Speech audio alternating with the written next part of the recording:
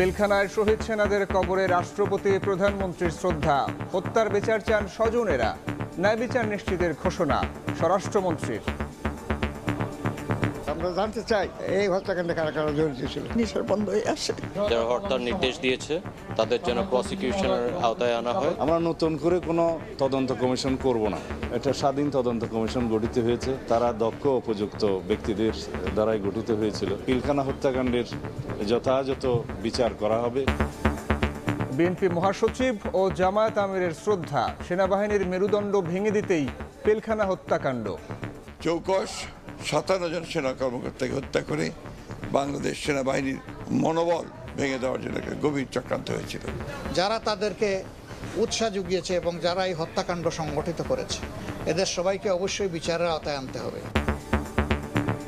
জুলাই অভ্যুত্থানে হতাহতের পরিবারকে পুনর্বাসনের নির্দেশ প্রধানমন্ত্রীর। তালিকা যাচাই বাছাইয়ের সিদ্ধান্ত, রাজনৈতিক বিবেচনায় বাদ পড়বে না কেউ। আদানি বিদ্যুৎ চুক্তির অসঙ্গতি খতিয়ে দেখছে সরকার। উচ্চ পর্যায়ের বৈঠক, জাতীয় স্বার্থকে অগ্রাধিকার দিয়ে ভবিষ্যৎ নির্ধারণ, জানালেন মন্ত্রী।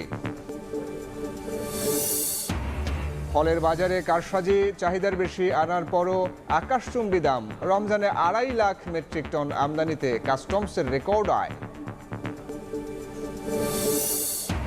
মশায় অতিষ্ঠ রাজধানীবাসী, নিধনে নৌকা, স্পিড বোট ব্যবহার সহ পরীক্ষা করা হবে ওষুধের মান, সমন্বয় দূর করে নিয়ন্ত্রণের ঘোষণা প্রতিমন্ত্রীর।